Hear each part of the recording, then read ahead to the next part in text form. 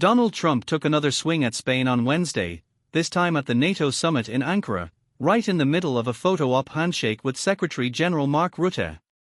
In short, he publicly called for cutting off all trade with the country, writing it off as a wasted cause for the alliance. The language was blunt even by Trump's standards. He said he wanted nothing more to do with Madrid on trade and asked for ties to be severed immediately, visits included, by his account. The motive behind it isn't hard to trace. Spain is the only NATO member that never signed onto the alliance's new defense spending target of 5% of GDP by 2030, a number the allies agreed to last year in The Hague, largely at Trump's own urging. He didn't stop there. Trump pointed out that the US already shoulders a disproportionate share of the alliance's costs. NATO's own figures put Washington's direct contribution at roughly 15%, and framed Spain as a country that's openly, almost defiantly, unwilling to pay its fair share.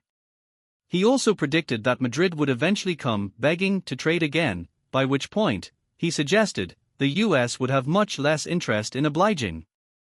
This isn't the first time Trump has threatened Spain over trade. Back in March he made a similar threat, after Madrid refused to let the US use jointly operated bases in southern Spain for strikes not authorized under the UN Charter. Madrid's response this time was measured.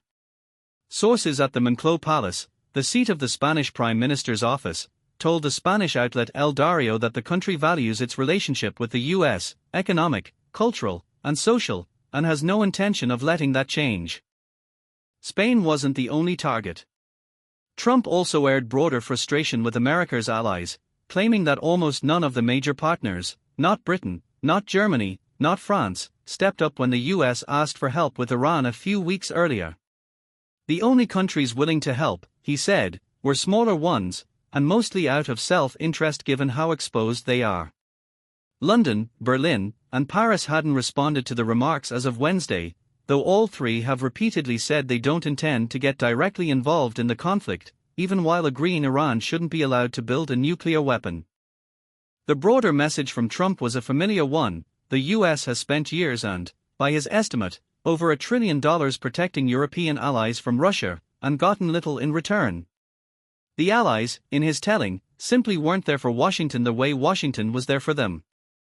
One lighter moment came with a handshake for Danish Prime Minister Mette Frederiksen, a day after Trump renewed his push for the US to take control of Greenland, the autonomous Danish territory. Frederiksen didn't waver. Denmark's position, she said, hasn't changed, and the island isn't for sale. Rutte, for his part, tried to smooth things over. He noted that Spain had actually made progress, pushing its defense spending up to 2% of GDP last year, a real step forward, even if it falls well short of the new 5% target. There are still issues to work through, he seemed to suggest, but it's not as if Spain has done nothing.